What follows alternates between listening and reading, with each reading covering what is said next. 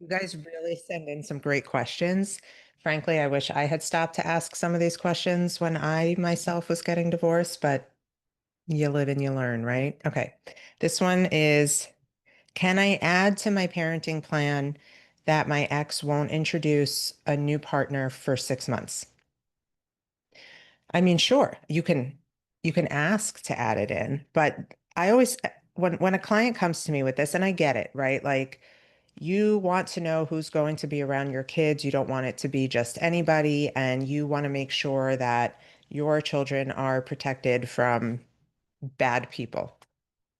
What does 6 months do? I just want to know. Like, you, if you start dating somebody, right, and you want to know for sure that this is somebody you're going to spend the rest of your life with as your part two relationship after divorce, are you going to wait 6 months to see if this person like meshes well with your kids, if they treat your kids respectfully, if they don't like flip out when your child unknowingly launches a glass of water across the table in a public place? This happened to me the first time my daughter met my now husband.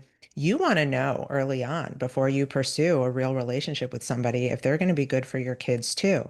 And so your ex deserves the same level of respect. Now, I'm not saying that you need to introduce your kids right away and spend every waking moment together with your children and your new partner, but there has to be some level of trust that your ex, this is ironic because you probably don't trust them right now, is not going to introduce them to every single new partner that crosses their path, right? This is one of those things, again, like so many of the decisions we make when we're divorcing, that's coming from a place of ego, right? Like, I don't want my kids, if you're a woman, I don't want my kids around my ex's new girlfriend because I don't want them to like her more than me. Well, that could happen whether they meet her in 6 months or 2 years or a week, right? It's not the amount of time. And I always laugh because the people who want this in their parenting plans the most end up being the people who are like, oh my God, I can't believe I fought for that because I ended up meeting somebody first before my ex. Or how am I even going to be able to quantify that 6 months? Like, what are you going to do? You're going to ask for a timestamp on their first date, and 6 months later, it's just one of those things that's probably going to put you in more conflict than you need. You know, I always tell my clients, strategize. Make a list. What are the top things in your parenting plan that are your non-negotiables? That like those, that's the hill you're going to die on. You need those things in order for your kids to be okay in this divorce.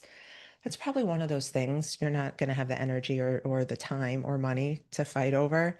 So I hate to say it, it's one of those things you got to let slide unless you have a private investigator, following someone around from date one to date 6 months. It's just no.